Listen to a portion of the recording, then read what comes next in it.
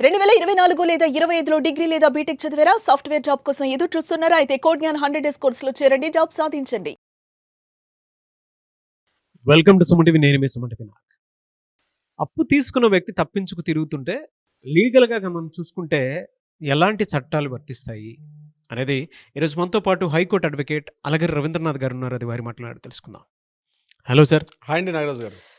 అప్పిచ్చేసిన తర్వాత కొంతమంది ఏంటంటే తీసుకున్నటువంటి వ్యక్తి తప్పించుకు తిరుగుతూ ఉంటారనమాట. మనకేవో అవసరాలు ఉంటాయి, ఆ డబ్బు మీద మనకు మమకారం పోదు, కష్టపడి సంపాదించింది వేరే వాళ్ళకి ఇస్తాము, దాన్ని తిరిగి ఎలా అయినా సరే తెచ్చుకోవాలని చెప్పేసి మనకు అనిపిస్తూ ఉంటుంది. ఎందుకంటే అది కష్టం ఊరికే రాదు కదా. క్షణాల్లో ప్రతిసారి ప్రతి చోట అడగడానికని వెళ్తే తప్పించుకుని తిరుగుతూ ఉంటారు. లీగల్గా దానికి ఏమన్నా అంటే చట్టబద్ధంగా కనుక మనం చూసుకుంటే ఏమన్నా రెమెడీస్ ఉన్నాయా దానికి? తప్పించుకు తిరుగువాడు ధన్యుడు సుమతి అని ఊరికనే సుమతి వాక్యంలో ఈ వాక్యం చెప్పలేదు నాగరాజు గారు. తప్పించుకు తిరుగుతున్నారు. ఏదో అవసరం పడుతుంది, ఇంట్లో ఏదో పెళ్లి ఖర్చో లేకపోతే నాన్నగారికి ఆరోగ్యం ఖర్చు, ఇతరత్ర ఏదో ఖర్చుల మీద ఒక అప్పు చేసుకోవడం అనేది సర్వసాధారణం. అది కామన్ థింగ్. దీనికోసం మనం ఎక్కడ అదే తెలిసిన వ్యక్తే కదా అర్జెన్సీగా ఏదో ఫోన్ చేసి నాకు అర్జెంటుగా ఒక అమౌంట్ అర్జెంటుగా కావాలి, ₹1,00,000 కావాలి, ఒక 50,000 కావాలి, ఎంతో కొంత అమౌంట్. ఆ అమౌంట్ కావాలని చెప్పి అడుగుతాం. సో అమౌంట్ వస్తే మీకు ఇచ్చేస్తాను అని చెప్పి ఏదో చేయబదులుగా తీసుకుంటారు. తరువాత అమౌంట్ ఎప్పుడు అడిగినా సరే కాస్త ఫోన్ స్విచ్ ఆఫ్ చేసుకోవడం, రెస్పాన్స్ అవ్వకపోవడం, ఇంటికెళ్ళి అడిగితేనేమో ఆ ఇంటి భార్యతోటి లేదన్నయ్య గారు ఆయన లేరు బయటికి వెళ్ళారని, ఇంట్లో ఉండి కూడా లేరనిపించుకొని ముఖం చాటేసుకొని డబ్బులు ఇవ్వడానికి నెలలు, రోజులు, వారాలు, సంవత్సరాలు తరబడిపోతున్నా ఆ డబ్బుకి అతిగతి లేకుండా తప్పించుకు తిరుగుతుంటారు చాలామంది అప్పు తీసుకున్న తరువాత. ఇటువంటి వారిని ఎలా ఫేస్ చేయాలి? ఫస్ట్ గుర్తుపెట్టుకోండి, లీగల్గా మీరు ఏదైతే అప్పు ఇచ్చారో దానికి ఒక ఎవిడెన్స్ ఉంది, వెరీ వెరీ ఇంపార్టెంట్. అంటే ఏదో ఒక రకంగా ఒక ఆన్లైన్ ట్రాన్సాక్షన్ అనేది చేయండి, లేదా ఒక చెక్ తీసుకోండి. అది కాదనుకుంటారా ఒక ప్రామిసరీ నోట్ రాసుకోండి. ఏమీ లేకుండా జస్ట్ నోటి వాక్యాన్ని అమౌంట్ ఇస్తే రికవరీ చేసుకోవడం చాలా కష్టం. మొహమాటానికి వెళ్తే మూతి కాలుతుందని ఒక సామెత కూడా ఉంది. ఇప్పుడు ఏమవుతుంది, డబ్బు అడిగినప్పుడు అడుగుతాడు, 5 లక్షలు అడిగాడు ఇచ్చారైనా, సరే తెలిసిన వాడే కదా అని చెప్పి 5 లక్షలు తీసుకున్న నెక్స్ట్ డే నుంచి ఆయన కనిపించడు. ఇచ్చారంటే క్యాష్ పార్ట్ ఇచ్చారు, మళ్ళీ అడిగేసరి ఏ ఎవిడెన్స్ లేదు కదా అని గాలికి తిరుగుతూ ఉంటాడు. ఏ రకంగా మీరు అడుగుతారు, ఎట్లా రికవరీ చేస్తుంటారు? అరే గట్టిగా అడిగితే ఆయన ఎక్కడ ఫీల్ అవుతాడేమో తనలో తను నలిగిపోతుంటాడు. ఇంట్లో తన భార్య అడుగుతుంటుంది, అమౌంట్ మీ ఫ్రెండ్కి ఇచ్చారు కదా రెస్పాన్స్ లేదని చెప్పి, ఆయన ఏమో రేపిస్తా మాపిస్తా అప్పుడు ఇస్తా అని చెప్పి తిరుగుతూనే ఉంటాడు. ఇలా సంవత్సరాలు గడిచిపోతుంటాయి కానీ ఎక్కడ రికవరీ చేసుకోవడం ఇంపాసిబుల్. అందుకని గుర్తుపెట్టుకోండి, ఫస్ట్ ఆఫ్ అమౌంట్ ఇచ్చారు అనుకుంటే దానికి ఏదో ఒక ఎవిడెన్స్ అయితే ఉండాలి. అంటే ఆన్లైన్ ట్రాన్సాక్షన్ ఉండాలి, లేదా ఒక చెక్, అట్లనే ఒక ఎవిడెన్స్ చెక్ తీసుకోవాలి. ఇది కాకపోతే ఒక ప్రామిసరీ నోట్ రాసుకోండి. ఇది ఏమీ కాకుండా నేను నోటి వాక్యాన్ని ఇస్తే మాత్రం తప్పు ఒకటి.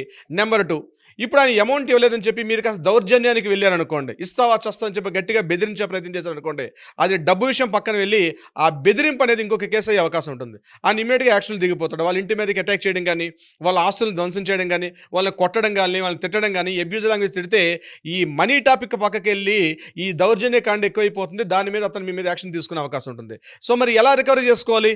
అమౌంట్ మిస్ అయిపోయింది, అమౌంట్ ఇచ్చేసి ఎలా రికవర్ చేసుకోవాలి?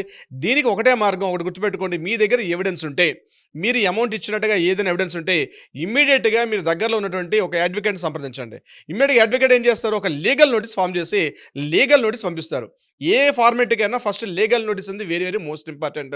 ఎందుకంటే ఆయన ఒక అనుభవజ్ఞుడు అంటే ఒక అడ్వకేట్ కాబట్టి లీగల్ నోటీస్ పంపిస్తారు. నా దగ్గర పలానా అమౌంట్ తీసుకున్నాం, విత్ ఇన్ ద అమౌంట్ ఇవ్వకపోతే ఈ సో సెక్షన్స్ ప్రకారం దీని ప్రకారం మీ ఆస్తులను జప్తు చేస్తావనో, లేకపోతే నీ దగ్గర రికవరీ సూట్ వేస్తావనో, లేకపోతే నీకు ఏదైతే శాలరీ వస్తుందో ఆ శాలరీ విషయం మీద మేము నువ్వు ఎక్కడైతే పనిచేస్తున్నావో ఆ సంస్థ మీద మేము అమౌంట్ పేమెంట్ స్టాప్ చేయమని చెప్పి తీసుకునే అధికారం మాకుంది, ఎందుకు ఇవ్వట్లేదని చెప్పి లీగల్ నోటీస్ ఒక అడ్వకేట్ కంపల్సరీ పంపిస్తారు.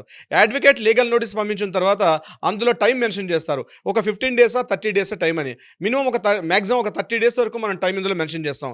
30 డేస్ తర్వాత కూడా ఆయన లీగల్ నోటీస్కి రిప్లై కాలేదు, రిప్లై నోటీస్ ఇవ్వకపోతే నెక్స్ట్ చేయాల్సిన ఇమ్మీడియట్ పని ఏంటంటే దగ్గరలో ఉన్నటువంటి ఒక పోలీస్ స్టేషన్కి వెళ్తే పోలీసులు ఈ కేసును ఫైల్ చేయరు.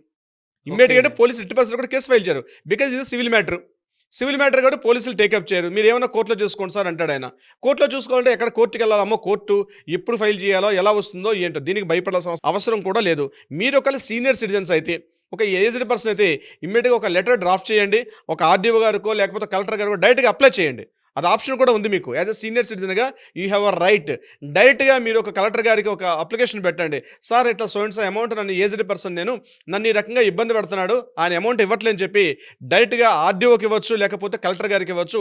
అది సీనియర్ సిటిజన్స్ అయితే. లేదు మీరు సీనియర్ సిటిజన్స్ కాదు. అటువంటి సందర్భంలో చేయాల్సింది అంటే రికవరీ సూట్ అంటారు, లేదా సిపిసి సూట్ అంటారు. దాని సెక్షన్ 37 ప్రకారం మీరు కోర్టులో కేసు ఫైల్ చేసుకోవచ్చు. సో అండ్ సో అమౌంట్ నేను ఇచ్చాను, ఆయన అమౌంట్ ఇవ్వట్లేదని చెప్పేసి.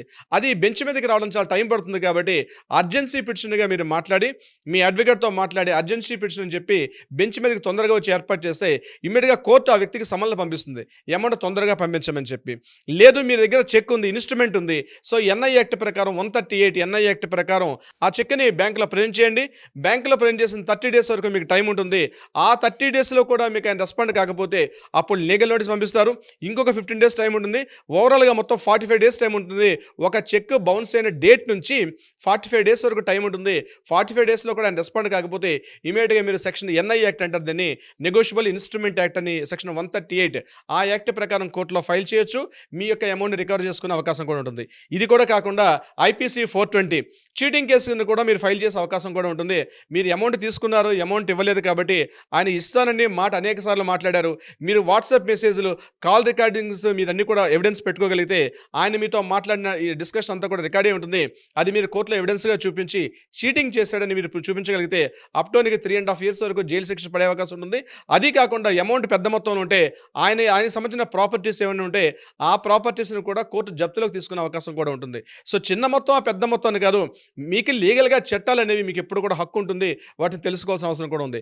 ఒకవేళ మీ దగ్గర ప్రామిసరీ నోట్ ఉంది, ప్రామిసరీ నోట్ అయితే అది ఇంకా చాలా, అది కూడా ఎన్ఐ యాక్ట్ కిందకి వస్తుంది. ప్రామిసరీ నోట్ కూడా దాన్ని ఫెయిల్ అయితే అప్ టు 3.5 years నుంచి అప్ టు 7 years వరకు కూడా శిక్ష పడే కాలం ఉంటుంది. కాబట్టి ఏదైనా అమౌంట్ మీరు చేయబదులుగా కావచ్చు, ఇతరత్ర ఏదైనా అవసరం నిమిత్తం అమౌంట్ ఇస్తే అమౌంట్ అతను ఇవ్వకపోతే మీరు దానికి కావాల్సినటువంటి అన్ని కూడా రాసుకోవాల్సిన అవసరం ఉంటుంది. కానీ కొన్ని సందర్భాల్లో కొంతమంది దళారులు ఏం చేస్తారంటే ఈ అమౌంట్ ఇచ్చి మైక్రో ఫైనాన్స్ లాంటి సంస్థలు రూపాయికి 10 రూపాయల వడ్డీ పెట్టి 10 రూపాయల వడ్డీ ఇస్తావా ఇవ్వని చెప్పి బలవంతంగా వాళ్ళ ఆస్తుల మీదకి వెళ్ళి ఇంటి మీదకి వెళ్ళి దౌర్జన్యం చేసి వాళ్ళ ఇంట్లోకి వెళ్ళి వాళ్ళ ఆడపిల్లల మీద వాళ్ళ ఫోన్స్ తీసుకొని వాళ్ళని రుబాబు చేయడం, అంటే దాదాగిరి చేయడం, ఇట్లాంటివన్నీ చేస్తే వాటి మీద అమౌంట్ కన్నా మించి ఆ సెక్షన్స్ పడే అవకాశం ఉంటుంది.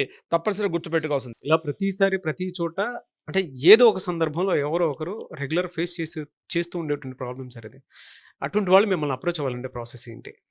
డెఫినెట్గా నాగరాజు గారు, ఇటువంటి సమస్యతో బాధపడుతున్న వాళ్ళు ఎవరైనా మీకు అండగా సెక్షన్లు ఉన్నాయి, మీకు అండగా చట్టాలు ఉన్నాయి, న్యాయస్థానాలు ఉన్నాయి. మీ అడ్వకేట్గా రవీంద్రనాథ్ ఎప్పుడూ మీకు తోడుగా ఉంటాడు. ఇటువంటిది ఏదైనా సమస్యతో మీరు బాధపడుతుంటే ఇమ్మీడియట్గా మీ చేతిలో ఫోన్ తీసుకోండి, కింద స్క్రోల్ అవుతున్న నెంబర్ని ఇమ్మీడియట్గా తక్షణమే కాంటాక్ట్ చేయండి.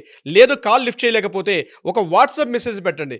మీరు ఎక్కడ ఉన్నా సరే, 2 తెలుగు రాష్ట్రాలైనా, దేశంలో ఎక్కడ ఉన్నా, ప్రపంచంలో ఏ మూలన్నా సరే, మీరు ఇమ్మీడియట్గా మీకు ఒక అడ్వైస్ కావాలి, ఎలా వెళ్తే మీకు ఆన్సర్ దొరుకుతుందంటే రవీంద్రనాథ్ లీగల్ టీం ఎప్పుడు కూడా మీకు సపోర్ట్ చేస్తారు. ఇమ్మీడియట్గా మీరు కాల్ చేయండి, వాట్సాప్ చేయండి, మీకు డీటెయిల్స్ తక్షణమే అందుతాయి. Nagaraju garu, anyways thank you so much Ravindranath garu. Thank you so much Nagaraju garu. చూశారు కదా వీడియో. ఈ వీడియోపై మీ అభిప్రాయం కామెంట్ బాక్స్లో పోస్ట్ చేయండి. ముఖ్యంగా మీరు కనుక సమస్య ఏదున్నా సరే చట్టబద్ధంగా వెళ్ళాలి అనుకునేటప్పుడు స్క్రీన్ మీద మీకు అలగరి రవీంద్రనాథ్ గారు, హైకోర్టు అడ్వకేట్ కాంటాక్ట్ నెంబర్ కనిపిస్తుంది. దాన్ని మీరు కాల్ ఆర్ మెసేజ్ వాట్సాప్ చేసి అపాయింట్మెంట్ బుక్ చేసుకోండి. ఈ వీడియో లైక్ చేసి షేర్ మాత్రం తప్పకుండా చేయండి. ఇలాంటి మరిన్ని వీడియోస్ కోసం మా ఛానల్ ఫాలో అవ్వండి. Thank you. సుమన్ టీవీలో మీ పర్సనల్ అండ్ బిజినెస్ ప్రమోషన్స్ కోసం కింది నెంబర్కి కాంటాక్ట్ చేయండి.